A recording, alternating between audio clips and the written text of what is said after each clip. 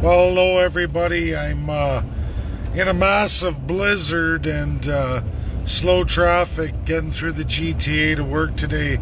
Going to be a 3-hour one-way adventure. Not cool at all, but that's the GTA. And being an Alberta boy, wow, looking at all the drivers, I mean, I go through it, but it's definitely not the Ontario way, at least not the greater Toronto area, that's for sure. Unbelievable, but I'm living it, so it is. I tagged Senator Ron Wyden and Kyle Biderman. One's of the federal and the other's the state level. Opposites. One's a Democrat and one's a Republican. Kyle Biderman often talks of separation of Texas, which they're bringing forward the equivalent of a referendum according to Texas law. They're bringing that forward here in the coming state elections. People like to change narrative, slam the man, but they're absolutely wrong constitutionally. But I want to make this video clear for all 50 states, so I target the two very largest, California and Texas, and I want to put this in American perspective. We're going to call this united area, we're going to say this separate Texas and California are to be merged, and they're to be called Ukraine, as Ukraine is today, as it has been for 31 years. Now imagine, Americans and Canadians, you're gonna understand, as I gave the provincial example before, but imagine we take that 30 million state of Texas and combined it with the massive California. We combine them together and separate them from the USA, and we call them Ukraine. Call them Ukraine. And everybody's happy because a lot of people are saying, yeah, there's a Cal exit, there's Texit, right? They're totally different narratives, but let's just say we divide them. Russia gets in there, President Putin finances both states, says, hey, we're going to help you get away from USA. We're going to help you, and they get the job done as UNSCP 5 member, as president of Russia. Putin does this. Americans in the state of Texas, the state of California are happy, right? They were looking forward to this. Free from the federal executive, free to be their own people. Except for here's the problem. Putin turns around and says, yeah, you're going to be called Ukraine. And there's no more state constitutions. In fact, it's one federal constitution. Don't worry, you all got to design it, but here's the thing. There's no division of powers. Those old division of powers you had as separate states are gone. Gone. Now there's just one federal encompassing system, and we're going with the most populous place to place the central government. It's going to be Los Angeles. Biggest population. That's where the central government's going to go. Everything every other region had is gone, including all of California, all of Texas. Now it's up to the municipalities, and those that are the biggest have the most say, and the most say in tax revenue, and get to administer tax law. Sorry if you're a rural Californian or a rural Texan or any smaller municipality. Maybe some of you had some powers before, but listen, you don't have the population. You're ousted. You're gone. Texans and Californians would be at each other and at their own throats. They would lose it. Imagine Hollywood, California, outside of Los Angeles, making all the decisions, in LA going, yep, that's correct. That's what we have to do. Sorry, Texas, we're shutting down your oil field. Oh, sorry, we're shutting down the oil field in California. We're shutting down the pipelines. No more green fuels, no more nothing. No more massive natural gas from Canada. It's over. Figure it out, people. Sorry. We're going to go with our own narrative now. The central government will decide. Texas would lose it. It wouldn't be what the people wanted. It wouldn't be anything near what they thought. They'd say, whoa, whoa, whoa. We never wanted to get rid of the division of powers. We didn't want to lose everything and give it all to Hollywood, California, Los Angeles, i.e. We didn't want that. We didn't want that system. Nobody wants to be ruled by LA. They don't fit any of us. This isn't what we wanted.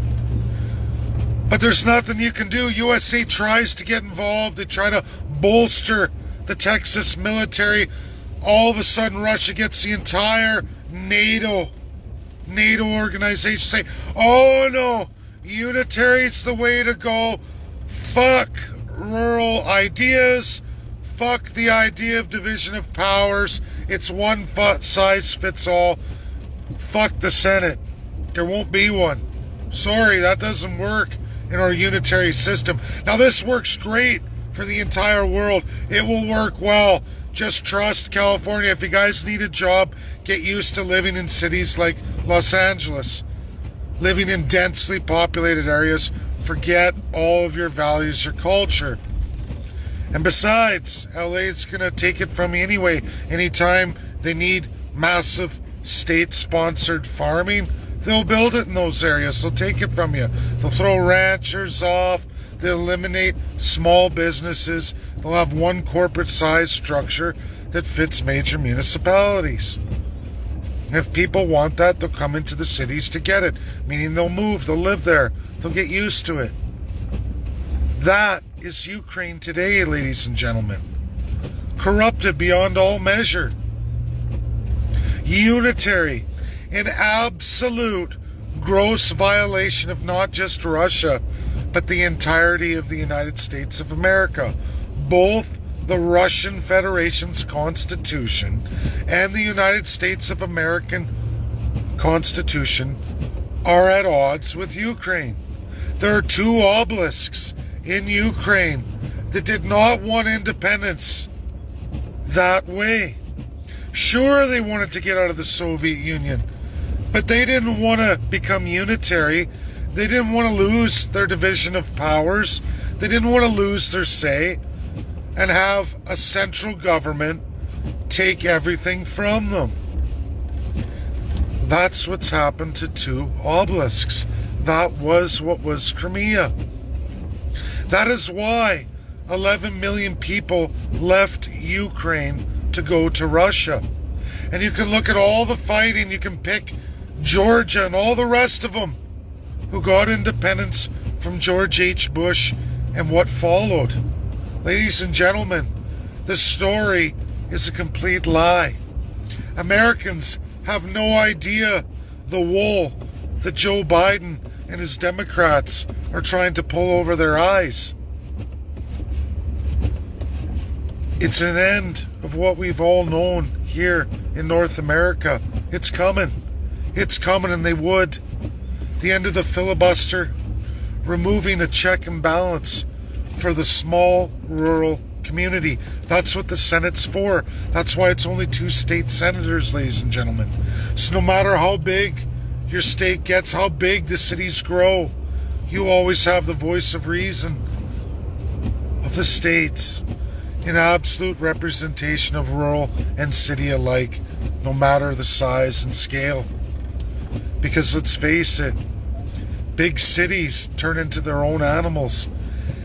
And I can tell you, in absolute world history, if you haven't read my multitude of papers, this latest completes it, completes all my work. Now I go forward in the coming weeks to finish off the First Peoples, and I work towards getting my American citizenship, where I'll spend, if it takes the rest of my days, not only trying to build the PCC from the outside looking in, but I will also be trying to save the American institution and the Russian institution. Because whether you like it or not, and whether USA and Russia want to fight at each other's throats over the federalist side of politics and democracy versus autocracy. You've all forgotten what made your countries powerful and strong. It's the regions, those 84, the republics attached in their full autonomy, self-determination, and self-government under the division of powers. It's never been highlighted. Same with the 50 states in the United States of America, who all have separate constitutions, some even older than the United States Constitution itself, led to the design of the Constitution of the United States. This is what most of the world's missing.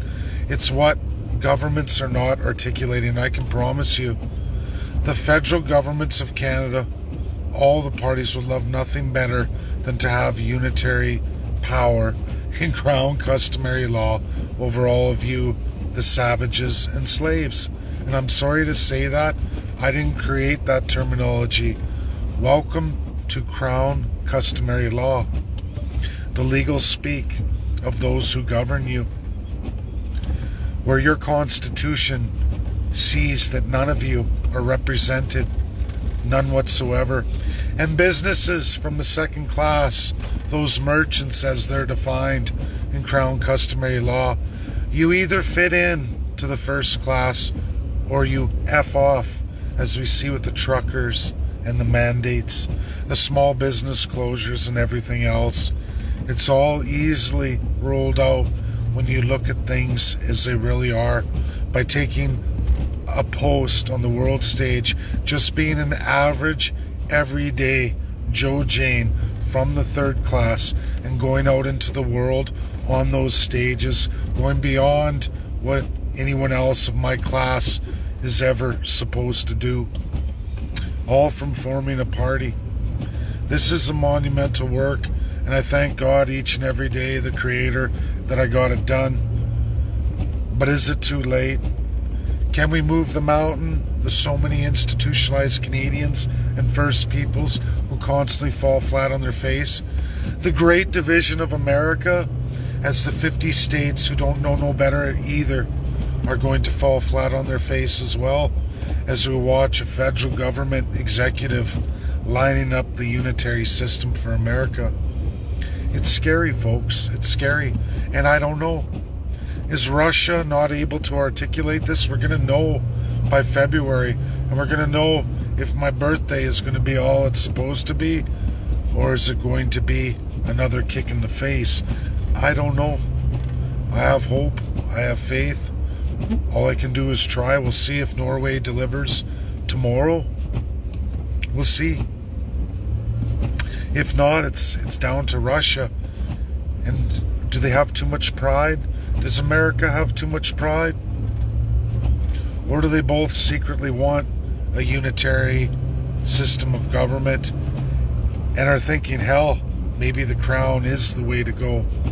It's a great way to enslave a people. It's a great way to make savages of a First Peoples, which the world would like to call indigenous, minimizing them and further. All we can do is keep going, keep trying. I'm going to spend these coming weeks now focusing hard on all the children's genocide for the First Peoples. That's my promise to Tina and so many others. I'm going to teach those chiefs who have reported children's genocide. I'm going to teach them how to report to the UNSC where that goes, to keep it alive, to try and win absolutely time and see this continue on until they do get the numbers. Thanks, that's my video. Share. Have a great evening, everybody.